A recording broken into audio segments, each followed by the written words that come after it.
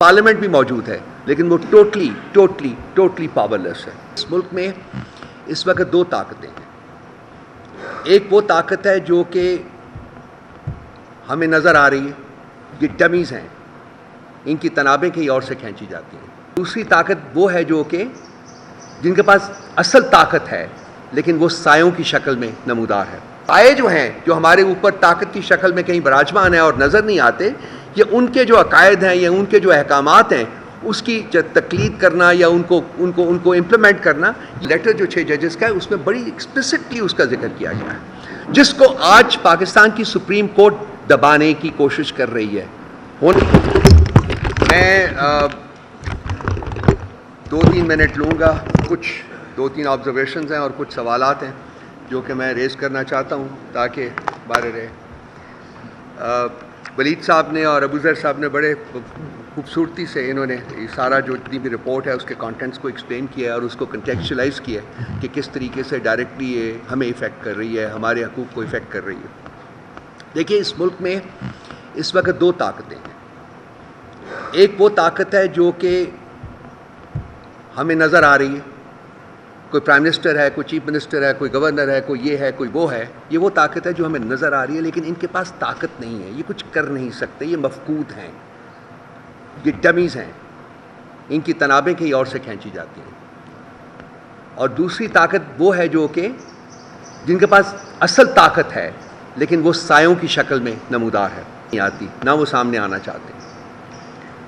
یہ وہ basic conflict ہے جو کہ جس کی وجہ سے اس وقت ان تمام ہیومن رائٹس وائلیشنز، فریڈمز کی وائلیشنز کے ساتھ ساتھ ایک کنفیوژن سا کریٹ ہوا ہوا ہے۔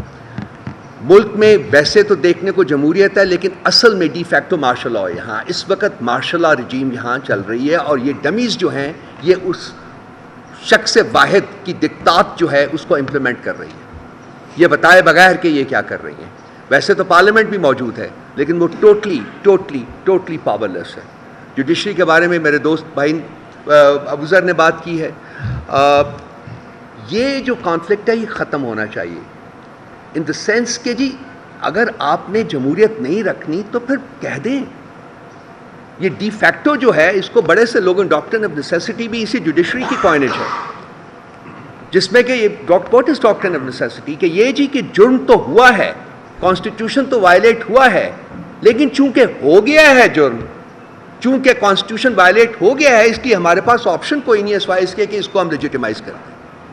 یہ پاکستان کی تاریخ میں 1 دفعہ نہیں، 2 دفعہ نہیں، 3 دفعہ نہیں، 4 دفعہ ہوا ہے۔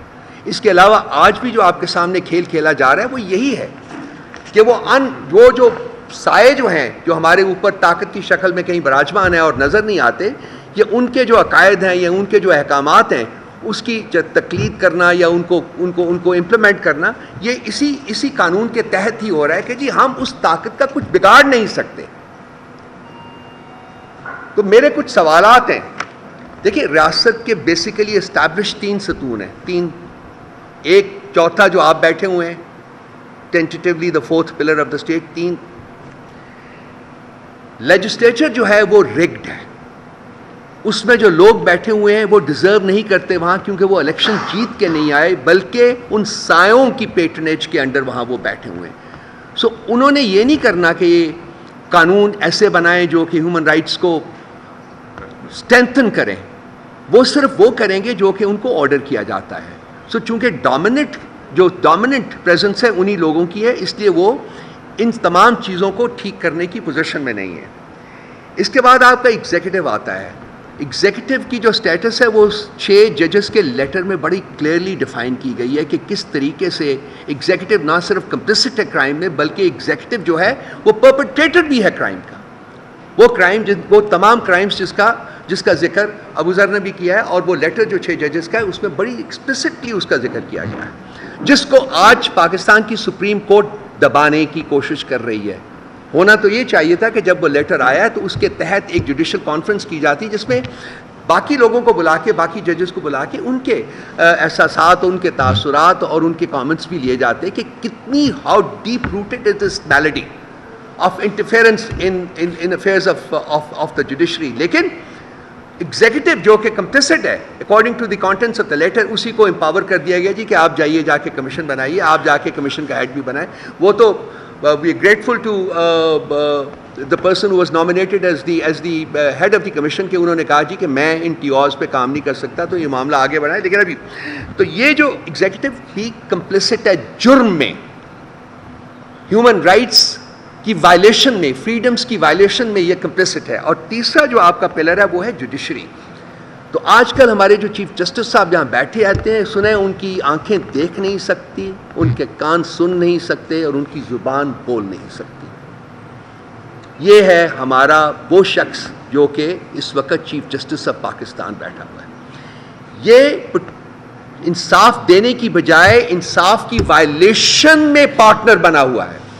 یہ بھی ان سایوں کے آرڈر کے اوپر آپریٹ کرتا ہے. یہ جو دیکھی ہوئی طاقتیں ہیں وہ بھی نہیں پاور لیس ہیں, جیسا کہ میں نے کہا. یہ اپنے انہیرنٹ پرنسپلز جو ہے ان کو امپلیمنٹ کرنے کی بجائے یہ احکامات کے انتظار میں بیٹھے رہتے ہیں. جہاں میرے دوست نے, ابو ذر نے یہ بتایا ہے کہ انہوں نے کوئی اچھے فیصلے کیے ہیں, وہاں لیٹس ناٹ فرگیٹ کہ حدیبیہ پیپر ملز کا جو فیصلہ تھا وہ بھی انہوں نے کیا ہے, جس کی بیسس کے اوپر کچھ ان کے خلاف ریفرنس بھی گیا تھا, اور اس ریفرنس کو میرٹ پہ ڈیفینڈ کرنے کی بجائے انہوں نے امیونٹی لینے کی کوشش کی تھی اور ان کو دی گئی. فیض آباد دھرنے کا ججمنٹ بھی دیکھ لیجئے, وہ بھی کمپرومائز ججمنٹ ہے ان کا. تو ان کے جو فیصلے جو ہماری نظر میں جب سے یہ چیف جسٹس بنے ہیں تب تو یہ ریپریہنسبل ہیں.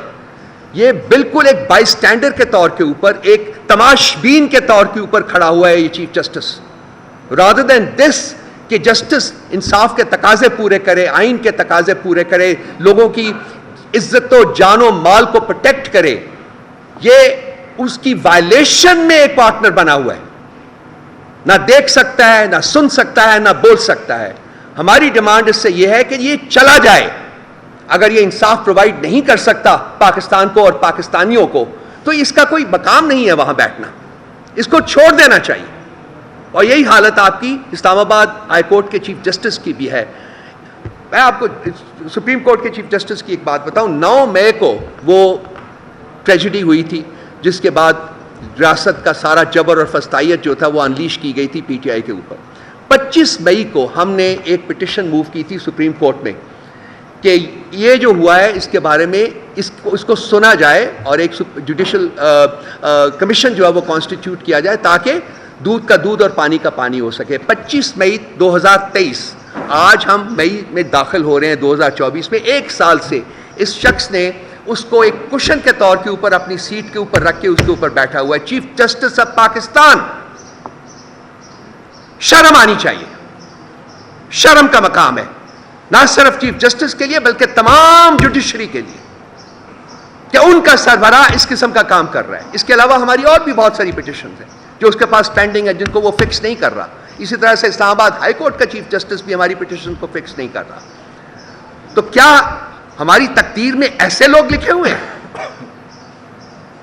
تو یہ ایک لمحہ فکریہ میرے دوستوں, بھائیوں, آپ کے لیے بھی, کیونکہ آپ کے بارے میں بھی اس میں تقریباً 10-12 پیجز جو ہے نا وہ انہوں نے ڈیووٹ کیے ہوئے کہ کس طریقے سے آپ کی فریڈمز جو ہے ان کو بھی کمپرومائز کیا گیا, آپ کو ان سے ڈپرائیو کیا گیا. یہ ہم بھیج رہے ہیں آپ کو, یہ دیکھیے گا. اور میں انشاءاللہ تعالیٰ عنقریب جب کہ کمپلیٹ والیوم ہمارے پاس آتا ہے تو میں چاہوں گا کہ دوبارہ آپ سے انگیج کروں, دوبارہ آپ کے ساتھ بات چیت کروں اپنے انہی دوستوں کے ساتھ. بہت مہربانی آپ کی. کوئی سوالات ہوں تو ہم حاضر ہیں, میرے دوست حاضر ہیں, پوچھ لیجیے.